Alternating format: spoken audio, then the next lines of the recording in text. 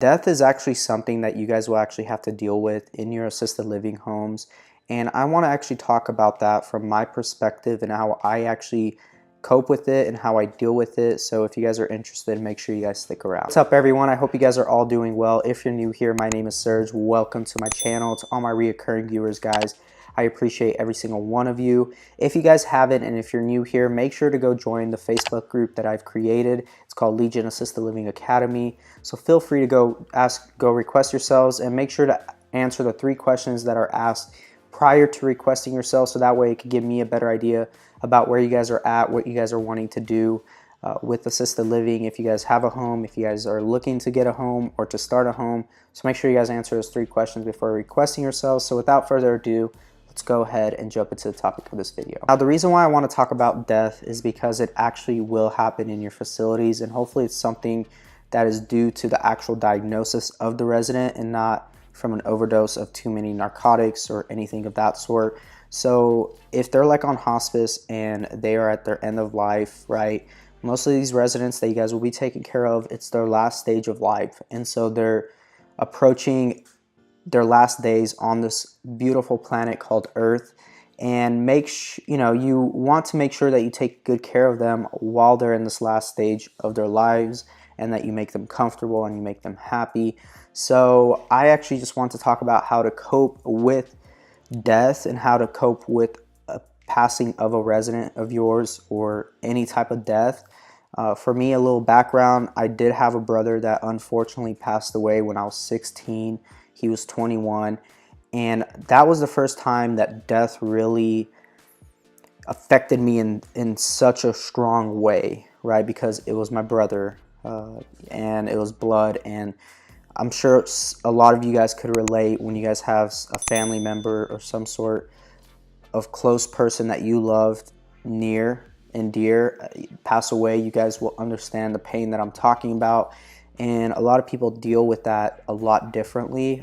I dealt with it by isolating myself from everybody, by thinking I was strong enough to deal with it on my own. And I just kind of just closed off. And I eventually, as time went by, I eventually accepted it, because I knew that that's just how it is. And it's hard and it's not easy. So guys, don't think that I'm coming from a place of he doesn't know what he's talking about, but I do, and I can relate on that aspect. But then I can also relate with the aspect of residents passing away, which is what I want to talk about.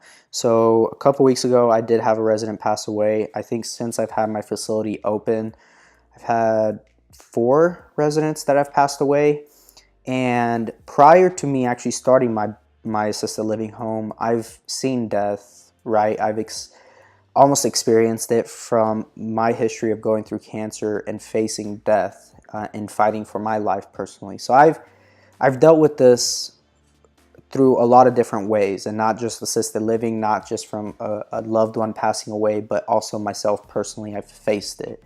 And so you guys, I want you to understand that beforehand, so that you guys don't think I'm this 23-year-old who's just talking about death. Like, no, I've dealt with a lot of different things, and that has to do with death. But for your guys' purpose, I'm not going to keep going on about my experiences, but I want to talk about the residents that pass away in your facility and how to deal with it. So when a resident passes away, understand that it's a very sensitive time for the family. It's a very sensitive time for everyone, including the other residents, including your staff. And so make sure that if you know their time is near and that they're about to pass, which when they're on hospice, you normally know, and you watch for certain signs and symptoms that show their decline. And when they start declining, you start preparing emotionally and mentally as an owner.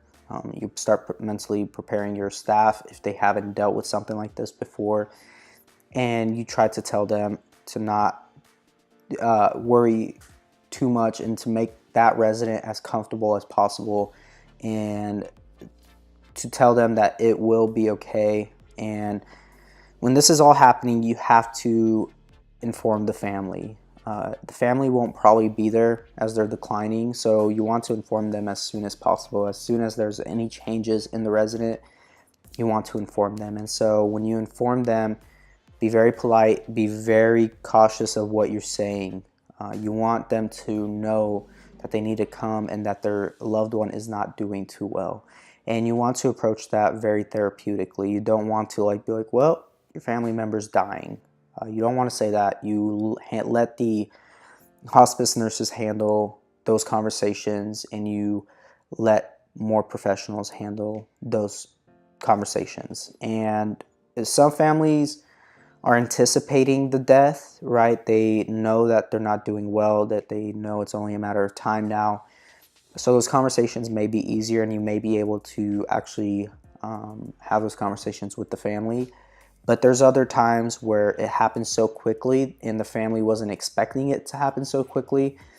And when that happens, the conversations are a bit more complicating. They're surprised, and they're like, well, what happened? How did this happen? How, what's going on? Like, they start being a little bit more frantic and they're more scared. So just understand to keep your cool. You got to keep your emotions under control when death starts appearing, right? And it starts happening. And when it does happen, you guys have to, if you have never dealt with it for whatever reason, you just lived that great of a life and you've never dealt with it, it may actually take a toll on you emotionally. And it's not going to be easy by any means. And the sooner you accept it, the better.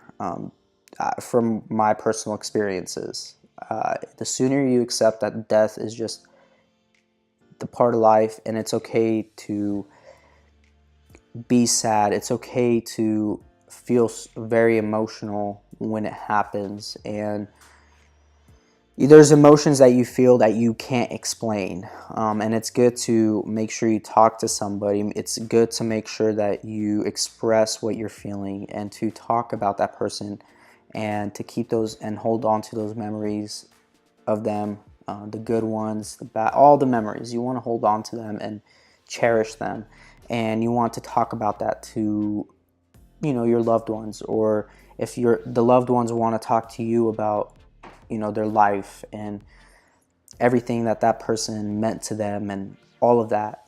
Let them vent to you. Let them talk at their own time. Do not force them to talk about anything. Do not tell them, talk to me, like I'm here for you. Genuinely let them come to you and talk. And some people just won't want to talk about it. Some people just want to let it go and they'll deal with it on their own if that's what they want to do. But do not be pushy. Remember, it's a sensitive time in their lives. And for instance, when I had that resident pass away 2-3 weeks ago, the family is anticipating it, right? And so when I called them and told them that their loved one isn't doing too well, if they want to come by, and then they asked me, well, what do you mean by they're not doing too well? And I told them, unfortunately, your loved one has passed.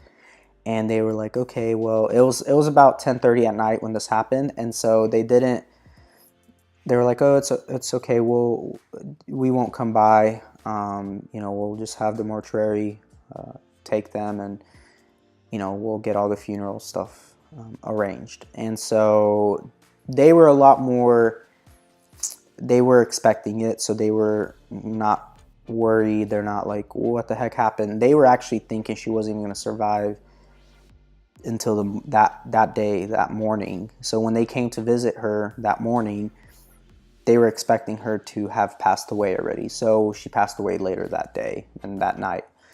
So those types of situations are a lot easier, and that we did everything we could to make the resident as comfortable as possible, and we tried to do the most for the families and to inform them as much as possible.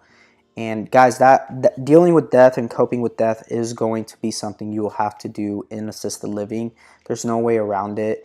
And the sooner you accept it and the sooner you're able to understand that this is just part of life. And I don't want to like sound cynical or sound like I don't care, because I do. But each time you see someone pass away, and each time you grow stronger, and you realize, as young people, we feel like we're invincible, right? We feel like death can't touch us. And that's why it's more harder for younger people to deal with it than people of a later age, right? The elderly know that their time is coming, but for us, we're young people like myself and my generation, we weren't expecting it. And so like when my brother passed away, nobody was expecting it. And so when you don't expect it, that's when it's the worst. That's when it's really hard on the families, and when it's that's when you have to be a lot more careful about what you say.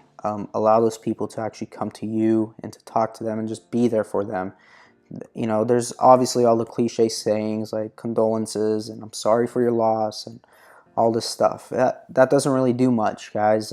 From my personal experience, I've had people say that to me, and that doesn't do much. So just be very cautious and be careful with your words. Know the situation before you do anything, and make sure you inform the families properly and you let them know of any changes, and things will be a lot easier.